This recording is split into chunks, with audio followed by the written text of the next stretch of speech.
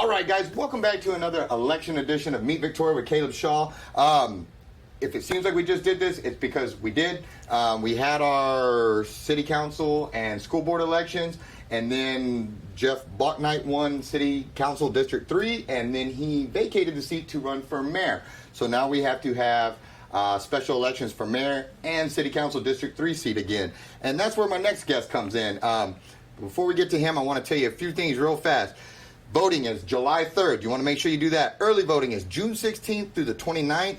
And the debate for this is June 7th at 6 p.m. That will be hosted by Meet Victoria and also by Lone Star News Network. That's our new network that we're starting, guys. We're not going to be your everyday on-the-beat reporter, you know, talking about it, so-and-so's 102nd birthday, stuff like that.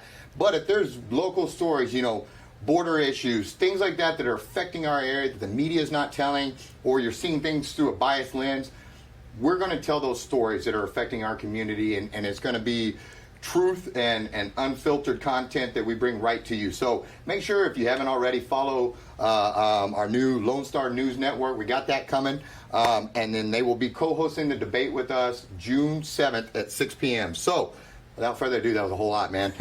Without further ado, I'd like to introduce my next guest, Joseph Geistman. Man, for those that don't know who you are, give us the spiel, man. Tell us who you are. First, thank you for what you're doing with Lone Star News Network. That's amazing.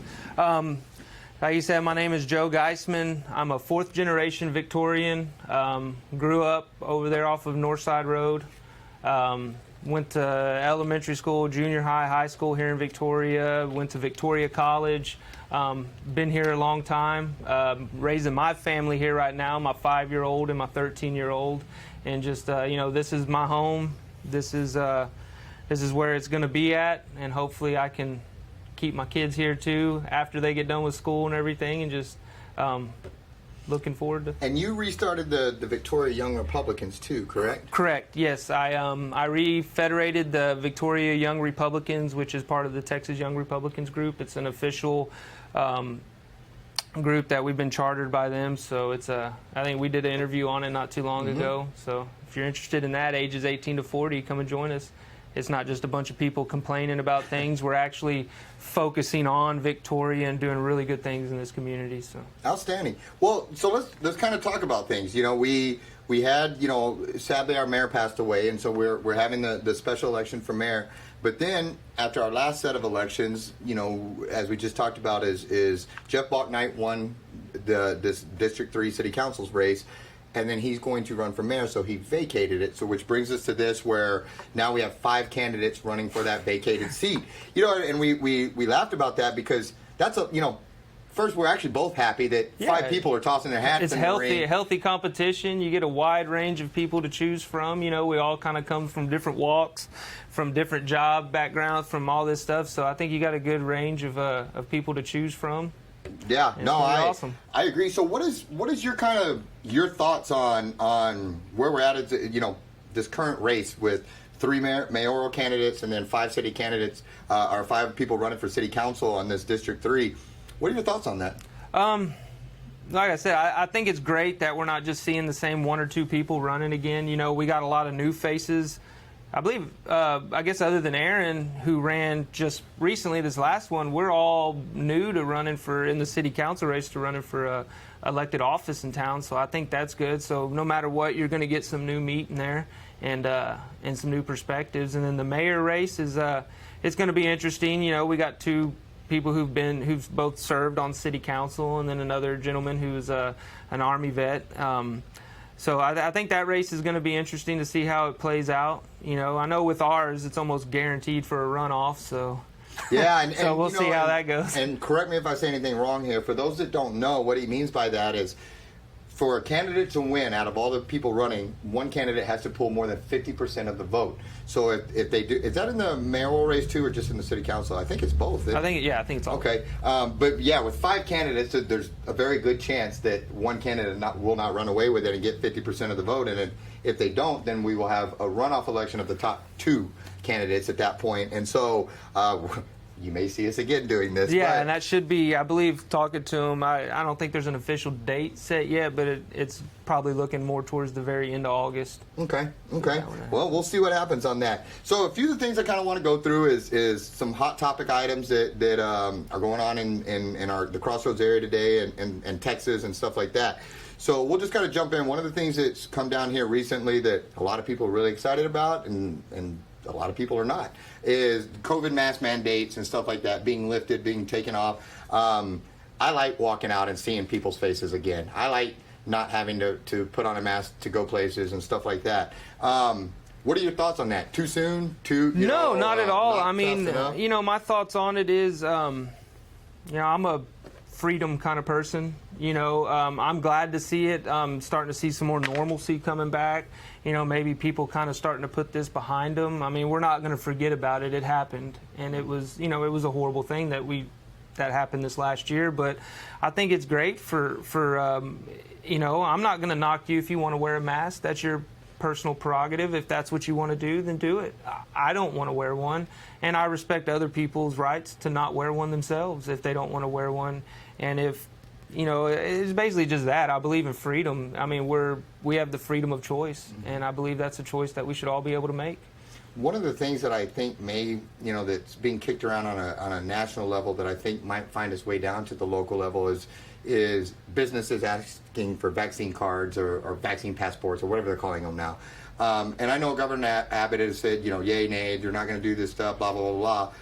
But I still feel like those fights are going to end up happening, and personally, if you have your vaccine, what does it matter if I have mine? Like, yes. If it works and whatever, what does it matter, first and foremost? But I'm starting to hear a lot of, people that don't like the honor system of, because businesses are now saying if you are vaccinated, you don't have to wear your mask. And then people are getting upset. Well, how do you know that they should have to show their card? Well, my opinion is first and foremost, again, is if you have your vaccination, what does it matter if somebody else has or doesn't have theirs?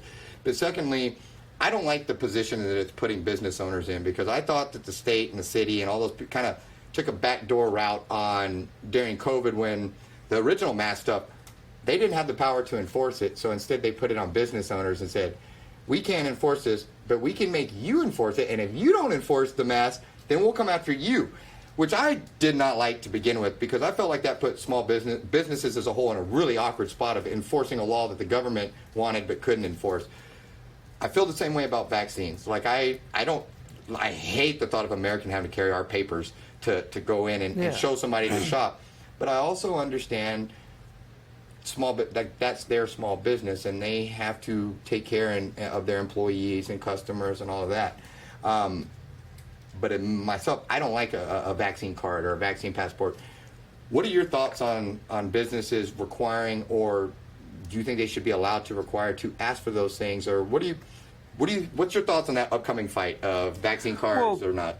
When it comes to it, and it might not have been a popular thing for most people, but you've seen the signs on the doors, no shoes, no shirt, no service. And like I said, I'm freedom for everything. You can't be for one thing and not be for another.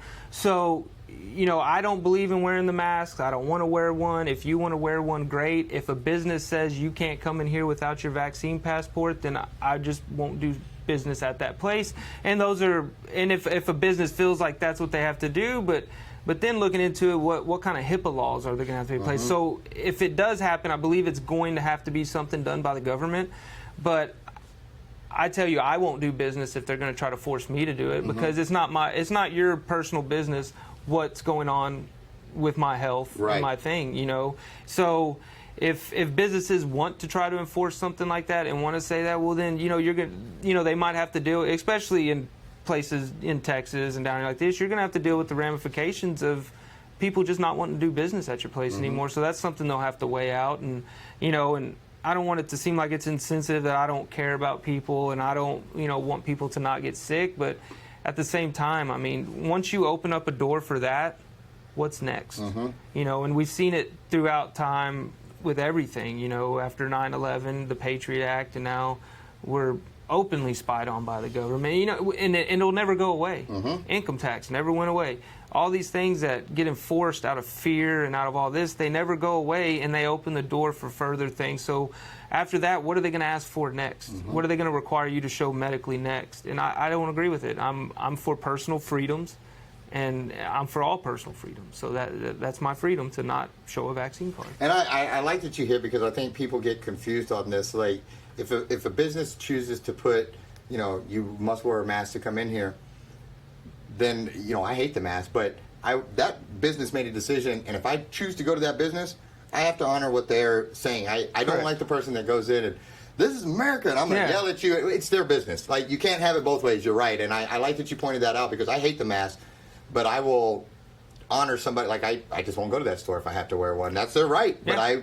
But I get mad at the ones that go in and pick a big fight with the 16-year-old little girl there at the front when you walk in. She's there to greet you, and you're a grown old man arguing with this little girl over a mask. It's stupid to me. So I like that you hit on the freedom is freedom. And you got to have it right and not have it backwards. And so you don't get to tell that business owner how to do their bit. Like, you get to take care of you, they take care of them. And if they don't want to do business with you, then that's their prerogative. Yep, I like it.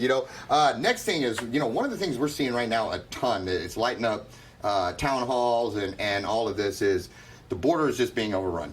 We have all-time highs of just tons of illegals coming over the border, all this stuff. And then now we're starting to see, illegal alien bailouts on a weekly, if not daily, sometimes multiple times in a day, these bailouts of illegal aliens in town, and it's taking a big hit, because one, it's stretching our resources thin with our law enforcement and all that, but there's a fiscal cost to all of that, and so, but yet a lot of the, say, local media, they don't want to talk about that. They want to talk about what name are we going to call it and all of this. So what are your thoughts on the border situation that the Biden administration says isn't a problem? Is it? And if so, how does it apply to Victoria, and what can we do to support our law enforcement and community here that's struggling with those issues? I've spent a lot of time on the border, whether it's when I was working in the oil field or, we hunt down there, right? I mean, you can see the river from our deer lease in Zapata. So I've always been around it, and I know now, I mean, it's up 400%, over 400% now. And there's a lot of evil that goes along with this. People aren't just smuggling themselves over here. You have to go through a cartel, or you will be killed if you try to cross the border without that cartel. And now that we're starting to see it more in our own backyard, like you said, I mean, it's almost a daily instance on Facebook where we're seeing Sheriff's Department do this, and a shout out to Sheriff Justin Marr. I mean, him and his guys, they're doing an amazing job, and they're putting their lives at risk. I know there's not a lot of these immigrants aren't jumping out with guns and trying to go kill people and stuff like that, but there's a lot of property damage. Those chases get kind of out of hand, and when is it going to hit a car with kids in it and hurt, or God forbid, kill somebody? And it's dangerous all around. You can tell in people's voices at these town halls we went to, especially some of the elderly people, they're scared. And some of the women who are sometimes at home by themselves sometimes. When I was in the oil field, my wife was at home by herself for weeks at a time with the kids, and they're getting more worried and concerned. Who's gonna, so it's a huge issue, and it is financially, it's a drain on the sheriff's department, I'm sure. I don't know the actual numbers, but the amount of, they have a task force, I believe, that's completely devoted towards trying to address this, so it's taken resources off of policing things that we need police to address something that we didn't ask for, and I do think, there's a lot more our governor could be doing for it. There could be a state of emergency occurring, every single National Guard, Texas National Guard sent down to the border. I mean, there's a lot of things we could do, but I don't see a lot of aggressive action being done from the state. But like you said, I mean, it's a scary thing. So it's an inhumane thing, as not just for us, but for the people being smuggled as well. It's an inhumane thing. If you care about humanity, then it's hard not to look at it and see it that way. Right, and it's the exploitation, I think, that you mentioned is spot on, because they always say, well, they're doing the jobs that Americans don't want to do, that they're picking the lettuce out of the fields. Well, you're right. Americans don't want to do that for $5 an hour. You know, they want to do it for $15 an hour, whatever the going rate of pull. You know, that's a hard job, and so it's. I don't think you're helping that immigrant by getting them that $5 an hour job to pull lettuce. I think you're exploiting them, and so it's always funny to me that things are spun the way they are, because I agree. Like, I don't think you're hooking that dude up by just putting him in a field all day long to illegally pick lettuce for $5 an hour. Like, that's not helping. It's not helping anybody but the guy that owns that lettuce field, Yeah, and so I agree with you there. My next question is, I know City Council doesn't run a Republican, Democrat. You run as an individual. You don't run as a party. I was going to ask, which way you lean, but I know that because you run, you started the Young Republicans here and all that, and so I get that. But tying in, under that Republican banner, even within that, there's still sides of the spectrum. I'm very fiscally conservative. Like, I don't like taxes. I think the government, if they take one penny more than they absolutely have to, that it's theft. And so I'm a very low tax kind of guy, fiscal conservative. A lot of the social issues, I think government should stay out of it. I don't want them in our business. I don't all that. Just get out of it. Like, it's not your call. But where do you line up on the spectrum? Again, obviously Republican, but what is your overall leanings, or how would you describe yourself? I am very, very fiscally conservative. I'm very pro allowing people, our government doesn't have to assist people to do things, but just allow it easier for them to do, for business growth, for growth throughout the community. When it comes to the taxes, of course, the hot thing in town with everybody is the property taxes. And our property tax rate has gone down, I believe, since 2015. It's lower than what it was then, but our property values, and I believe our property values are already at the point now where they're, I don't know, would you call it superficial, or they're not really. They're way too high. They're way too high, and I think, as far as taxes go, I think we have so much untapped potential with sales tax in this community that, and I know our new city manager, I know that's something that they're trying to work towards economic growth, and not just with, yes, it would be nice to bring a huge company in for some jobs, but economic growth as far as local entrepreneurialism and giving people more access and an easier route to starting businesses and to creating jobs and to bringing in more of that. Because we talked about before, every single instances where taxes have been lowered, revenue has came up, because it encourages more economic growth. It puts more money in our pockets, which we're going to spend. Most of us aren't going to just stick it back and hoard it. We like to go out and spend. We like, getting new restaurants, new bars for the younger people, new stores to shop at, and we do have some really cool things coming into town around the mall and Home Depot, and then they're doing a little strip, kind of a food place over there where they're tearing down the old City of Victoria building and that old Burger King gas station combo right there. It's which they moved pretty fast on. It was there, and then all of a sudden it was gone, which is great, you know. But that's where I stand. Is I think if you allow people to make more decisions with their own money and with their taxes, and that'd be across the board through the whole U.S., not just in Victoria, but just everywhere. People are gonna stimulate the economy naturally when they have that extra money in their hand.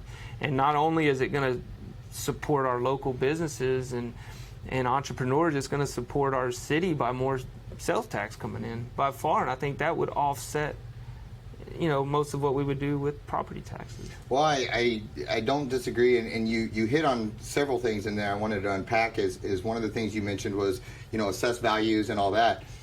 And I agree, the last couple of years we've seen residential values, assessed values, not their real value, but assessed values skyrocket, 20 and 30% just through the roof, but the answer that I'm kind of hearing from a lot of our elected officials and stuff is not necessarily help on the residential side to help them. It's, well, we've noticed that, yes, residential is getting killed, but commercial is not. And they're undervalued, they're historically undervalued.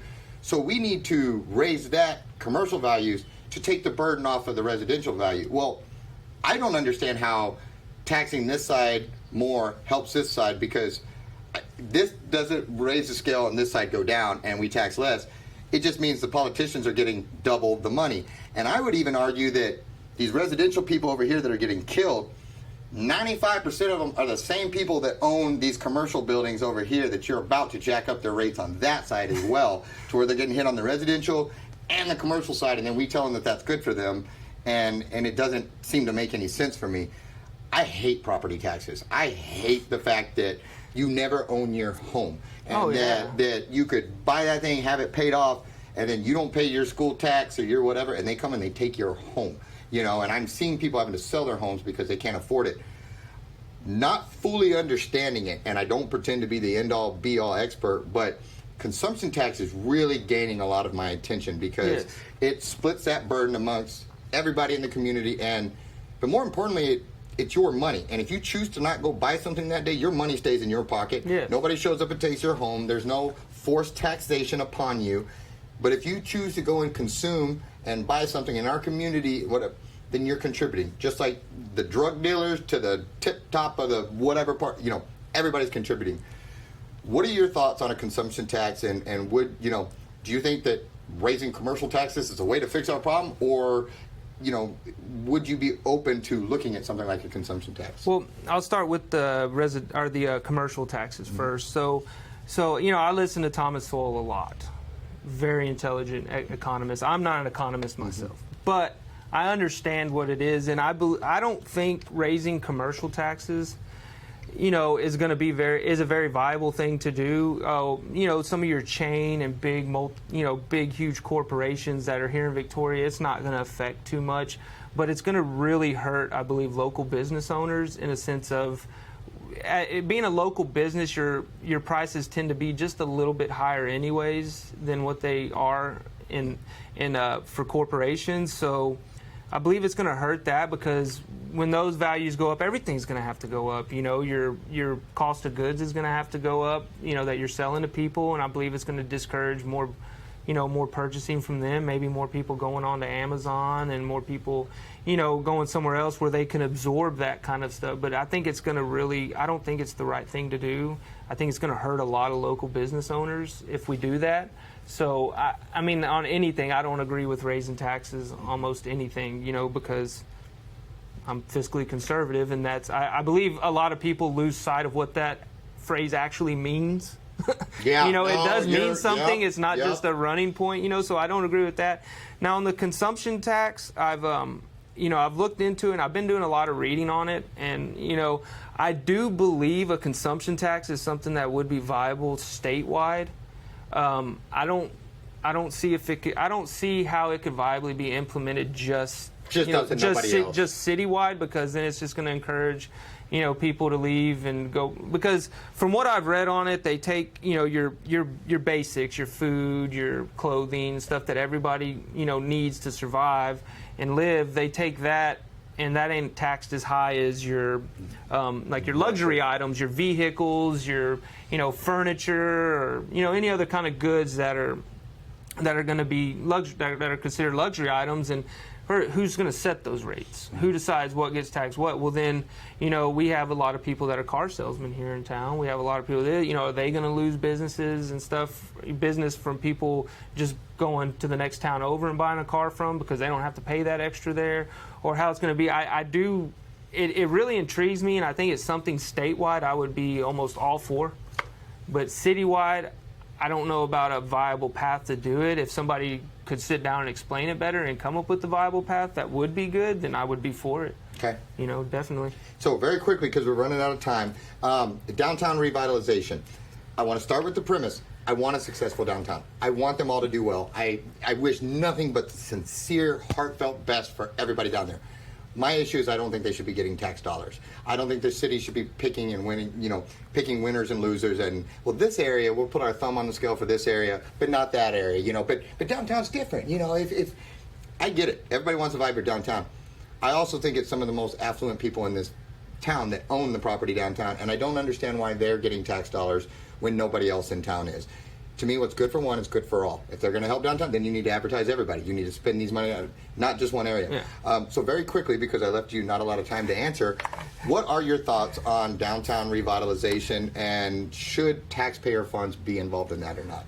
Okay, I'm going to reference something real quick. So, okay, the new Texan store they're building on 185 over there across that big one. Okay, the city did spend taxes, I want to say, to the tune of around $650,000 to run sewage and stuff to the other side of the highway to allow for that.